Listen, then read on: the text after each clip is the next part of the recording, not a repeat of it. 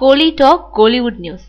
Thoongavanam first look Kamal வெளியிட்டார். கமல்ஹாசன் அடுத்து அவருடைய சொந்த தயாரிப்பில் அவருடைய உதவியாளர் ராஜேஷ் எம் செல்வா இயக்கத்தில் நடிக்கும் தூங்காவனம் படத்தின் முதல் பார்வையை ஹைதராபாத்தில் நடந்த பத்திரிகையாளர் சந்திப்பில் வெளியிட்டிருக்காரு.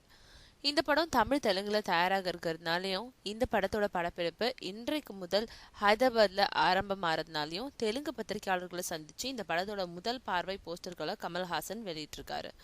கமல்ஹாசன் நடிச்சு சமீபத்தில் வெளிவந்த உத்தம வில்லன் படம் தோல்வி அடைஞ்சதை அடுத்து அவர் சென்னையில தமிழ் பத்திரிகையாளர்களை சந்திச்சு படத்தோட முதல் பார்வை வெளியிடுறதை தவிர்த்திருக்கிறாருன்னு கோலிவுட்ல பேசிக்கிறாங்க. தமிழ்ல தூங்காவனம் மற்றும் தெலுங்குல சீகட்டி ராஜ்யம்னு பெயரிடப்பட்டிருக்கும் போஸ்டர்களையும் கமல்ஹாசன் வெளியிட்டிருக்காரு. இந்த படத்துல கமல்ஹாசன் ஜோடியா த்ரிஷா நடிக்கிறாங்க. முக்கிய கதாபாத்திரத்துல பிரகாஷ் ராஜ் நடிக்கிறாரு. ஹைதராபாத்ல இன்னைக்கு ஆரம்பமாகும் படப்பிடிப்பு தொடர்ந்து 40 நாட்கள் நடக்க இருக்கிறதா தெரியுது.